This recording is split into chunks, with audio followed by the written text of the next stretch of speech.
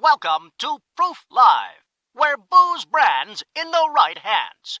On a quest for the best tipple and toast with the most exciting and respected bottlings. Competing for the 100-point perfect score Century Award and the double gold and a spot on the top shelf to be sipped, shaken, stirred, and celebrated. Slide up to the bar with the biggest names in the spirits game as they clink glasses with your hostess, legendary connoisseur Jennifer English, for intimate conversations, live tastings, product launches, and the happiest hour there is. Now, broadcasting live from the commodious confines of the swanky Proof Saloon, where the liquid elite meet. Here is your hostess, the Madam of Manhattans, the Duchess of Daiquiris, the Queen of Conviviality, your hostess, James Beard Award winner, Jennifer English.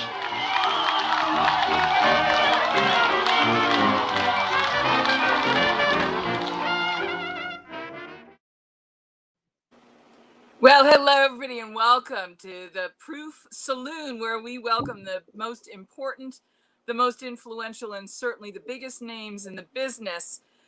We're thrilled with the 2020 Proof Awards as they're shaping up, and this year we're welcoming some of the most acclaimed distillers participating not only in this year's awards, but as we persevere through this very challenging time of pandemic and quarantine, and as we reconsider and reimagine all the ways that conviviality comes to life for us in the public houses and the places we attend, and the important role that some of our traditions and rituals have. We're going to celebrate those today. And of course, as always, we want to remind you, please don't ever drink and drive. And all of us here in the Proof family want you to enjoy responsibly. We want you to get home safely. We want you to be well and stay healthy. And as always, everything in moderation. But I would rather see somebody enjoy something better in a very limited amount, because that elevates your experience.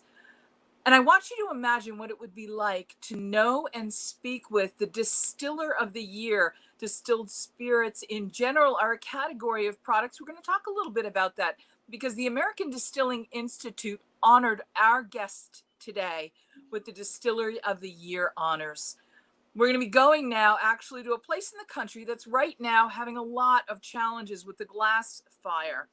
And for those of us who've been in the business a long time, many of our friends are being impacted by the fires, and the role that the heroes that are fighting those fires are making to save some of the houses and vineyards and chateaus of some of our most beloved friends. People who are in this business are in it because we're called to be in service, and we're called to help make life's moments worth celebrating for our friends, our guests, and our customers and clients. And so it's in that spirit that we're going to go right now out to California, and we're going to talk to the good folks at Spirits Works. I hope you can see this. Spirits Works Distillery and the Distillery of the Year honors right here. We're going to be talking with Ashby Marshall from Spirit Works. Welcome. How are you? And how are you all holding up? How close are the fires to you? You know, for us, they're about 15 miles away. So there's a good distance, and there's unfortunately many towns in between here and there. But, you know, I really appreciate you mentioning that and thinking of our community during this time. We like to think of ourselves as Sonoma strong, and we get through everything. This has definitely been a challenging year. Let's talk a little bit about the sense of community, because it's moments like this when we're challenged that we can really stop and highlight the fact that we really are one food family. The crisis we face nationally in the pandemic, where 60% it's estimated of our restaurants might never reopen or survive the economic impact of this. We're already in the number 8 on the 10 count on the mat, so to speak. We really are struggling. Would you, as someone in the industry and who's really not only in it from that standpoint, but now with yet another knockout punch being delivered by the fires, address on behalf of your brothers and sisters in the industry what this means? Absolutely. I think there's going to be a lot of changes. And I think of all industries to adapt and change, the restaurant and spirits and wine industry really are a great place for that. You see so many virtual tastings already happening, people really trying to shift and figure out how they can still interact with their community and customers while dealing with some not so fun situations on the side. You know, you see chefs around here who are, of course, making meals for the firefighters. A lot of distilleries, including us, made, of course, hand sanitizer during COVID when it was really bad around here. So you see that community come together a lot. And I just, I wish the best for absolutely everyone. We're all trying to make it work. Will you talk a little bit about when we think of California wine country, Napa country, Sonoma country, wine country, and then we talk about distilling and distilled spirits. They may sound like two very different communities, but the fact is we really kind of are all one community, one industry. Would you talk about how cohesive and collegial the Oh, seemingly disparate businesses are? absolutely, absolutely. We're particularly lucky because we are in a destination here in Sonoma County called the Barlow, and there are wineries and breweries that are within the community that we actually even do our production in. And that, I think what it starts from is that we're all making something from the earth. We're all using some sort of fermentable or some sort of food that is delicious and bringing that to people. And that everyone has the same passion behind bringing really delicious, good quality spirits, wine, food to everyone that's around Sonoma County and Napa County. And it's just a lovely place to be able to enjoy that with people. You know, I want to take this opportunity to have you talk about what the difference is in terms, not just into the technical sense of craft, but what's really the difference between the process of winemaking and distillation? Let's I see, know the it's a big easy. question. No, it's good for me. So fermentation takes you to a certain level of alcohol proof. So a beer will tend to be between 5 or 8% alcohol, and that's made with grain. Wine, you get up to 12 to 15 on average. So you're looking at that fermentation. And then distilling does this beautiful thing where we'll take that fermentation, put it into a still, and extract that alcohol to a much higher proof. And so we're getting the essence essentially of that base grain or grape that we started with. And Will you that's go ahead. No, will you talk about the process of distilling in the Americas? And I think that people have historically forgotten that when the grapes came and when some of the settlers landed in California, some of the other traditions that came included things like brandy making and maybe even distilling. And you've of course got the miners and the 49ers and the gold rush era and all kinds of Wild West activities. Will you talk briefly about the tradition of distilling in California? Absolutely. I mean, I think the tradition of distilling in California is the same anywhere that there is grape and grain fermentations going on. You want to achieve another beautiful form of what this great product has made, what the natural ground has created for you. And so here in California, we have so much bountiful, beautiful, ripe, wonderful fruit and grain that we can work with. And the very simple process is to get that into a still and extract the very pure essence of what you've managed to extract from the earth itself. And it's been a fun process for us to be a part of. I'm going to shift gears just slightly because as somebody who's been broadcasting on the radio and loves radio for as many years as I have, decades in fact, I can't help but notice the image behind you is that of a sound wave. And I have sat in many editing studios preparing radio shows and commercials and interviews, and I'm very familiar with what that looks like. But I can't seem to, for the life of me, imagine why a distilling house is going to have sound waves as their motif, unless this is your strict podcast studio. And I want to give Yeah, you exactly. It's actually really cool. The virtual world that we're in these days is showing a lot more people this that's up in one of our offices than we ever have been. So in the very short version of the story is back in the day, my husband and I, the first gin that we bottled, we of course made a gin and tonic with it, and we had the idea to record the sounds of the bottle being opened, the gin being poured, the glass, the the ice into the cup and all the way through the process. And then back when we had a little bit more time on our hands before the still was actually totally installed, we managed to put this up on the wall to record that, and we can play the audio with it along so you can kind of see what happens as it goes. The best part is the fizz at the end as you have the tonic. One of my favorite questions to ask anybody in the hospitality industry is, what's your favorite toast? What's the toast you share with your guests when they come to your home or you clink glasses? And I've never imagined that the toast could be something other than words. And I wonder if the sound of that could be, in fact, your house toast, just the sound of that first expressive moment of distillation success. Absolutely. That's a wonderful idea. We do tie in music to the rest of the distillery. We're kind of known for playing specific music to our whiskey barrels as we go. So there's a lot of musical elements around here, you'll find. I want to get to that, but let's get back to the American Distilling Institute and Distillery of the Year. To get to that point, you've had to have done some remarkable things. And I'd like to go from, how did you get from the start to there? How did you end up in the distilling business? And we're going to talk about one of your classic products, your straight rye whiskey, in just a moment. Again, a spicy rye that makes wonderful Manhattans. But I wanted to give you the chance. How did you get into the whiskey business? Let's see. I came from an environmental background, so did my husband. And so we're still trying to figure out a way to work with the earth and do it sustainably and productively. And his family had actually, he's from England, and they had made traditional sloe gin, not on a commercial scale, but they certainly went out and harvested the berries and joined that with gin and produced a family-made sloe gin. And we recognized that there was no real sloe gin that people really loved here in the US.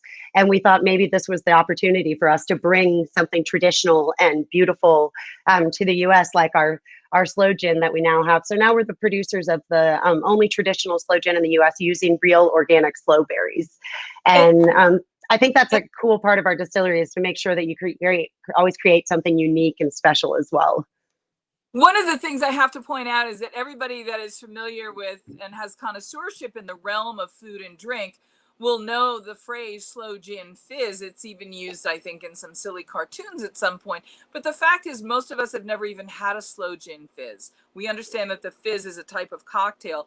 And most of us that don't have roots somewhere in the United Kingdom or travels there or any experiences might not even know that it comes from sloe berries. Not exactly. It comes from sloe gin, of course, but the sloe gin comes from sloe berries. What is a sloe berry, and why don't more of us know, especially in this time when produce is prolific and rare and specialty produce, thanks to Melissa's, has been exponentially available in our markets? How come we still don't, have a fruit plate with sloe berries on them? The simple answer is the sloe berries come off the blackthorn bush, and those are actually considered invasive in the US. So they're not readily grown here. In England, they're grown, and all over Europe, actually, they're grown like a hedgerow around farms because they actually have thorns and things. So they work like a fence. And then they produce this fruit once a year called the sloe berry. The sloe berry itself is really tart and astringent. And is a stone fruit. So while it's the size of a blueberry, it also has a stone in it. But what we found is working with making our sloe gin is a liqueur, which has some sugar added. And so working with a fruit that's bright and tart and astringent lends itself really well to making a liqueur and not being oversweet at the same time. So take us through, we're going to taste this as the judges will and do. We're tasting, and again, we're doing this in a neat glass. These are the official tasting sip glasses for the Proof Awards.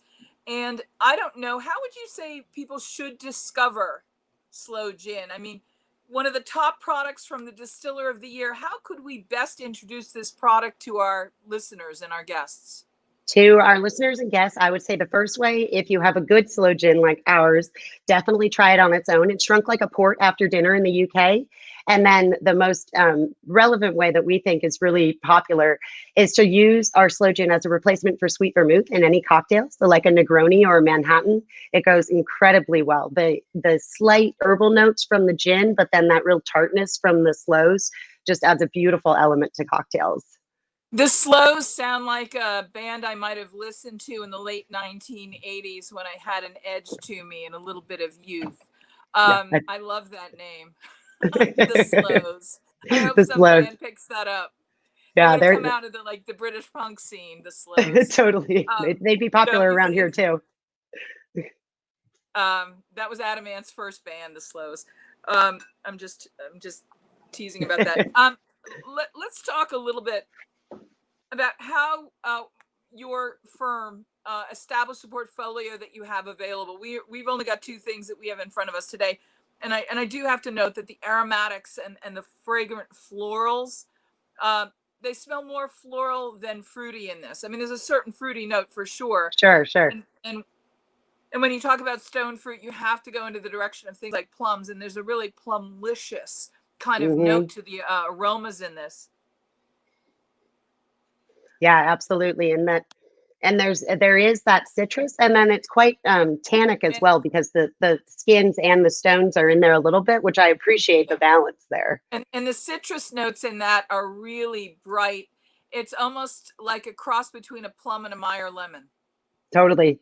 You know, the one other special way to use this is instead of a Kir Royale, do a slow Royale with a little bit of sparkling wine, and it's just perfect in Oh, I there. bet that would be yummy. Yeah. Yeah. Um, let's talk a little bit about the whole portfolio that you create. How many distilling actual stills, and what sort of stilling process do you use? Are you using the copper pot stills that I have in some pictures, or have you expanded to include other modalities as well, and why that matters? We were very lucky in the beginning. We knew that we were going to make a variety of spirits. So we actually have what's considered a hybrid pot still. So it's the ability to use it just as a pot still. And then we also have a rectifying column to distill up to, there you go, 190 proof spirits. And so that from the beginning, we knew we were always going to be grain to glass. So our facility uses organic red winter wheat for the base for our spirits. And our goal was to make gin, make the slow gin. That was our initial bring this beautiful slow gin to the US market. But since we wanted to do grain to glass, we had to make a beautiful vodka to make a beautiful gin to then make a beautiful slow gin. And so we were already 3 spirits deep just trying to get to our first one. But it gave us that opportunity to really perfect vodka, gin, and then our slow gin. And then we also have a shorter column on the side, which we sometimes use for our various whiskeys. And you have your rye whiskey in front of you there, which is everything here at the distillery is aged over 4 years, all full size barrels, and it's just growing and growing in popularity.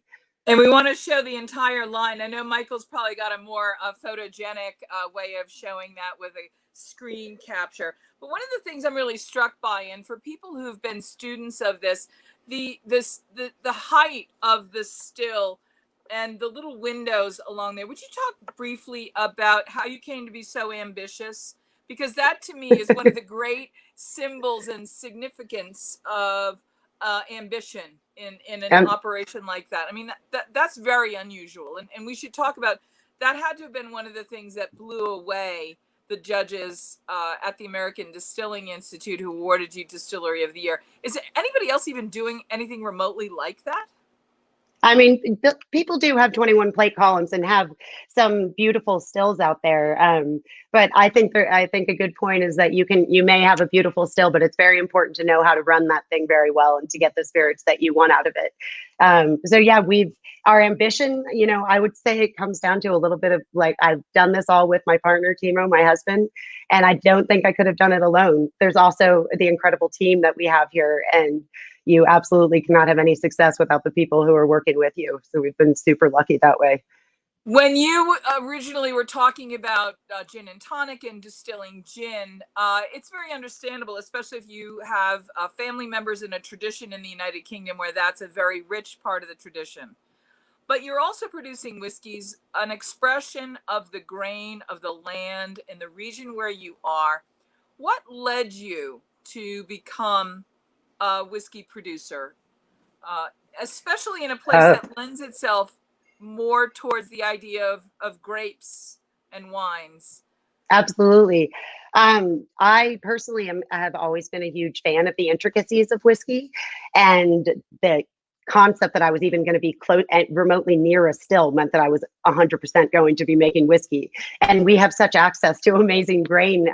Our first whiskey that we put out was 100% organic red winter wheat whiskey. And it was because we wanted to represent that terroir of California in the grain as opposed to in the grape. So you're still getting really nuanced flavors that come from the grains that you're using.